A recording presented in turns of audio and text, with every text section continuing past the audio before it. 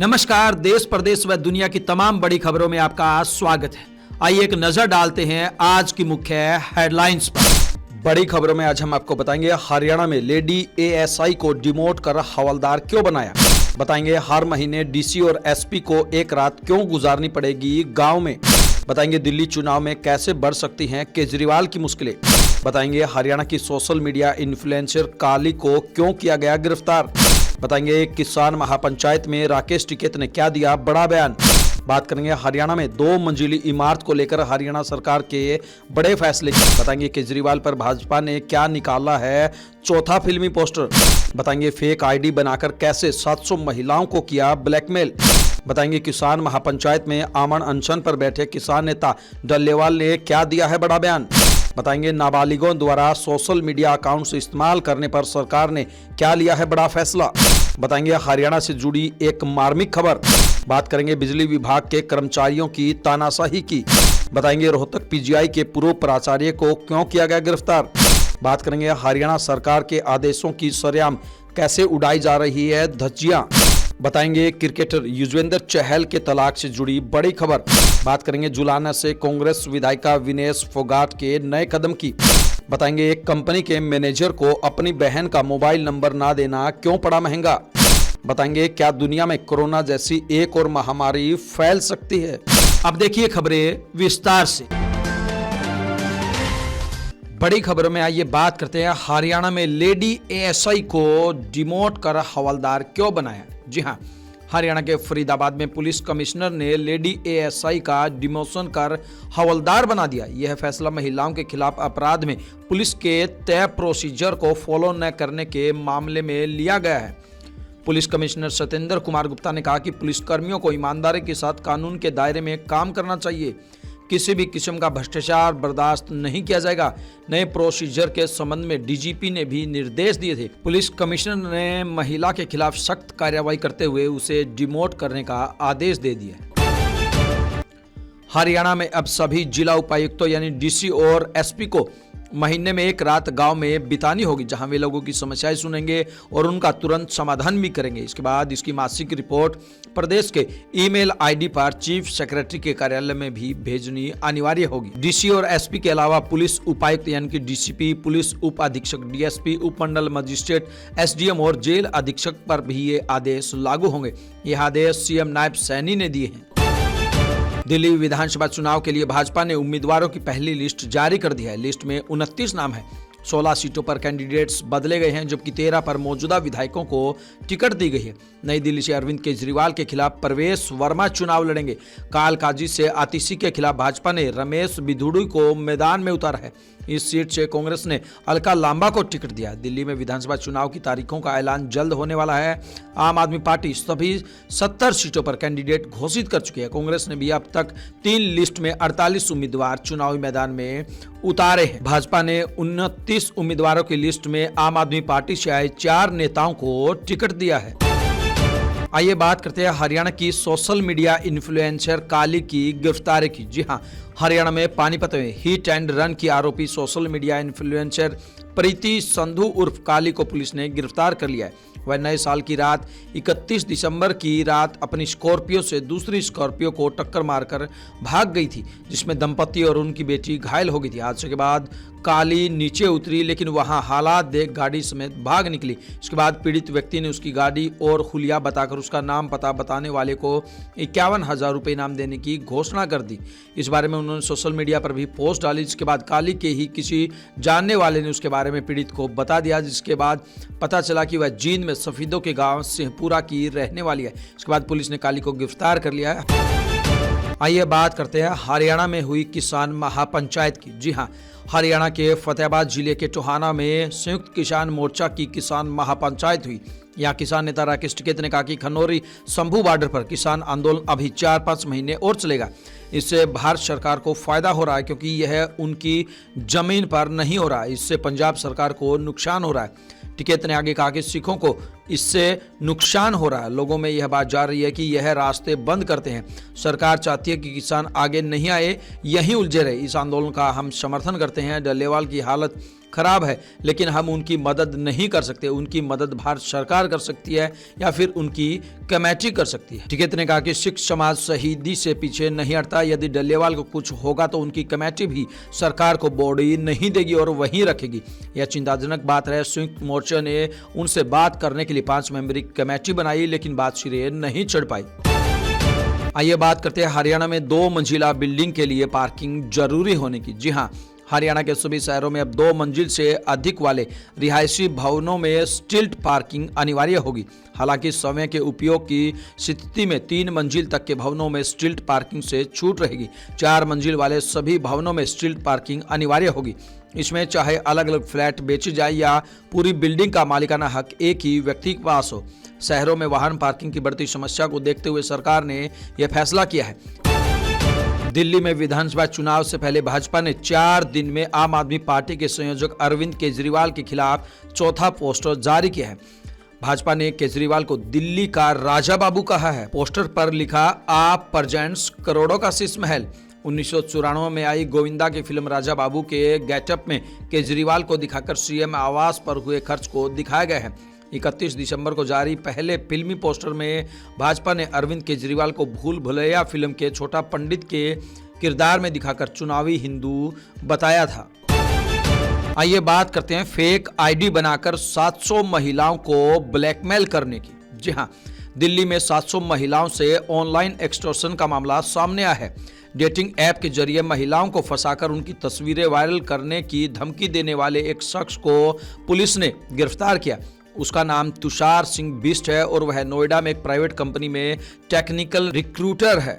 Police ने बताया कि दिल्ली के रहने वाले 23 साल के तुषार ने बम्बल, व्हाट्सएप और स्नैपचैट पर virtual international mobile number feed करके फर्जी प्रोफाइल बनाई।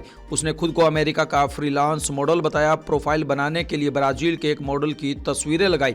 इसके बाद उसने बम्बल पर 500 और व्हाट्सएप स्नैपचैट पर करीब 200 महिलाओं से बातें करके उनसे दोस्ती की।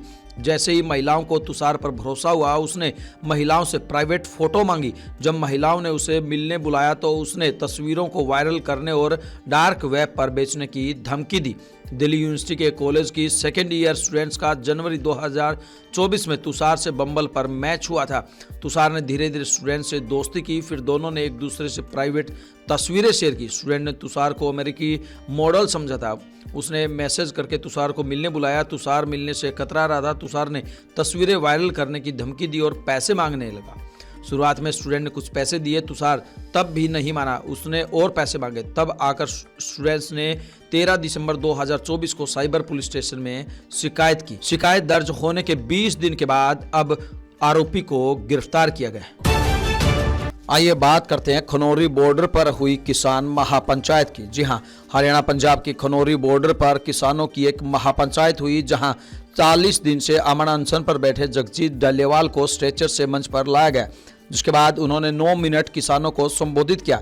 उन्होंने कहा कि सरकार जितना मर्जी जोर लगा ले, हम ये लड़ाई जीत कर जाएंगे। वहीं किसान नेताओं का दावा है कि इस महापंचायत में 80 से 90 हज़ार लोग पहुंचे थे। इस दौरान पंजाब की तरफ महापंचायत के मंच से करीब 7 किलोमीटर तक रोड पर जाम लगा रहा। खनौरी बॉर्डर के हरियाणा साइड पर पुलिस की कड़ी सुरक्षा रही। यहाँ पुलिस और अर्धसैनिक बलों की किस कंपनियां तैनात थी।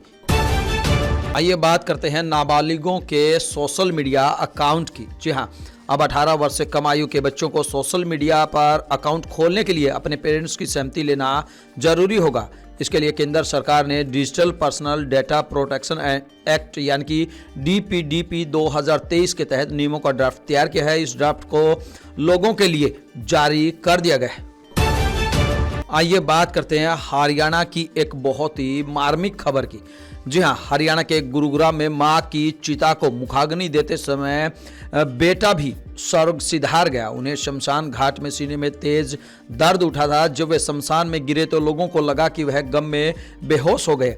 हालांकि काफ़ी देर तक वह नहीं उठे तो उन्हें अस्पताल लाया गया, जहां डॉक्टर ने उनको जवाब दे दिया। डॉक्टर ने बताया कि सतीश को हार्ट अटैक आया था। इस तरह परिवार में एक ही दिन में 2 मौत हो गई। 69 वर्षीय सतीश हरियाणा रोडवेज से रिटायर्ड थे। मां की मौत के बाद वे काफी परेशान थे। आइए बात करते हैं बिजली कर्मचारियों की गुंडागर्दी की। जी हां, हरियाणा के भिवानी में बिजली निगम कार्यालय में एक महिला के साथ बदसलूकी हुई है। महिला अपने पति के साथ बिल के इश्यू को लेकर पहुंची थी, लेकिन वहां पर 3 कर्मचारियों ने महिला और उसके पति के साथ धक्का-मुक्की कर दी। इस धक्का-मुक्की में महिला फर्श पर गिर गई और उसके पैर में फ्रैक्चर आ गया। ये बात करते हैं रोहतक पीजीआई के पूर्व प्राचार्य की गिरफ्तारी की। जी हाँ, रोहतक स्थित पंडित भगवत दयाल शर्मा स्वास्थ्य विज्ञान विश्वविद्यालय यानी कि पीजीआई के फार्मेसी कॉलेज के कार्यवाहक प्राचार्य डॉक्टर राकेश कुमार गोयल के खुदकुशी मामले में आईएमटी थाना पुलिस ने कार्रवाई करते हुए फार्मेसी कॉलेज के पूर्व प्राचार्य डॉक्टर गजेंद्र को गिरफ्तार किया है, जिसे अदालत में पेश करके 14 दिन की न्यायिक हिरासत में जेल भेज दिया गया है। आइए बात करते हैं शिक्षा विभाग के आदेशों की धज्जियां उड़ाने की। जी हाँ, पूरा हरियाणा प्रदेश कड़ाके की ठंड की चपेट में है। पारा जमाव बिंदु के नजदीक पहुंचने व घने कोहरे के कारण आम जनजीवन पूरी तरह से प्रभावित है। कड़ाके की ठंड व मौसम विभाग के अलर्ट को देखते हुए सरकार द्वारा प्रदेश के सभी स्कूलों में अवकाश घोषित किया गया है। वहीं देखने में मिल रहा है कि हरियाणा के अनेक जिलों व इलाकों में कई स्कूल संचालक सरकार व प्रशासन के आदेशों को ठेंगा दिखाकर स्कूल लगा रहे हैं, जिसके चलते विद्यार्थियों को कड़ाके की ठंड में स्कूल जाने को मजबूर होना पड़ रहा है। छुट्टी घोषित हुए 4 दिन का समय बीत चुका है, लेकिन अभी तक शिक्षा विभाग द्वारा इस पर संज्ञान नहीं लिया गया है। आइए बात करते हैं क्रिकेटर युजवेंद्र चहल के तलाक से जुड़ी खबर की। जी हां, भारतीय टीम के स्पिन गेंदबाज युजवेंद्र चहल और उनकी पत्नी धनश्री वर्मा के तलाक की खबरें वायरल हो रही है। इन खबरों को हवा तब मिली जब चहल और धनश्री ने एक दूसरे को इंस्टाग्राम पर अनफॉलो कर दिया। चहल ने धनश्री के साथ वाली सभी फोटोज भी डिलीट कर दी है। धनश्री ने चहल को अनफॉलो तो किया है, लेकिन उनकी तस्वीरें नहीं हटाई है। टाइम्स ऑफ इंडिया के मुताबिक तलाक तय है, बस औपचारिक घोषणा होनी बाकी है। तलाक को लेकर चहल और धनश्री की ओर से कोई बयान नहीं आया है। युजवेंद्र और धनश्री की शादी 11 दिसंबर 2020 को हुई थी। आइए बात करते हैं कांग्रेस विधायिका विनेश फोगाट की। जी हां, विधायिका विनेश फोगाट जुलाना क्षेत्र के पोली गांव में पहुंची। ग्रामीणों को संबोधित करते हुए विनेश फोगाट ने कहा कि सरकार की ओर से मिलने वाला एक भी रुपया उनके घर में प्रयोग नहीं किया जाएगा। सरकार की ओर से मिलने वाली राशि गांव में विकास कार्यों पर लगाई जाएगी। जुलाना से विधायक बनने के बाद पहली बार ओलंपियन और कांग्रेस से विधायक जुलाना हलके के गांव के दौरे कर रही हैं। विनेश फोगाट ने गांव के दौरे शुरू कर दिए हैं। जुलाना हलके के लोग विकास कार्यों की मांग कर रहे हैं। जनसभा में विनेश फोगाट ने कहा कि जुलाना हलके में जो भी समस्याएं हैं वो उनको विधानसभा में प्रमुखता से उठाने का काम करेगी। हरियाणा के सोनीपत में एक युवक ने एक कंपनी के मैनेजर को बुरी तरह से पीटा। वह मैनेजर से उसकी बहन का मोबाइल नंबर मांग रहा था। इनकार करने पर युवक ने उस पर हमला कर दिया। मैनेजर का आरोप है कि युवक पहले भी उसकी बहन को काफी परेशान कर चुका है। पुलिस ने थाना गन्नौर में केस दर्ज कर जांच शुरू कर दी है। क्या दुनिया में फैलेगी कोरोना जैसी एक और महामारी? जी हां, कोरोना नाम सुनते ही आंखों के सामने कई खौफनाक मंजर आ जाते हैं। इस महामारी ने पूरी दुनिया में हाहाकार मचा दिया था और अब तक 70 लाख से ज्यादा लोगों की जान ले चुकी है। कोरोना महामारी के 5 साल बाद चीन में एक और बीमारी दस्तक दे रही है। इस नए वायरस का नाम है HMPV यानी ह्यूमन मेटान्यूमो वायरस। कई मीडिया रिपोर्ट्स में किए गए दावों के मुताबिक इस बीमारी की वजह से चीन के अस्पतालों और शमशान घाट में भीड़ बढ़ रही है। क्या दुनिया में कोरोना जैसी एक महामारी फैलेगी? आखिर क्या है HMPV वायरस? इससे कैसे बच सकते हैं और क्या यह बीमारी भारत में भी फैल सकती है? इसको लेकर वैज्ञानिक लगातार जांच कर रहे हैं। इन तमाम खबरों को लेकर आपकी क्या कुछ राय है, आपकी क्या कुछ प्रतिक्रिया है, आप हमें कमेंट बॉक्स के माध्यम से जरूर बताएं। ब्यूरो रिपोर्ट, बिंदास हरियाणा।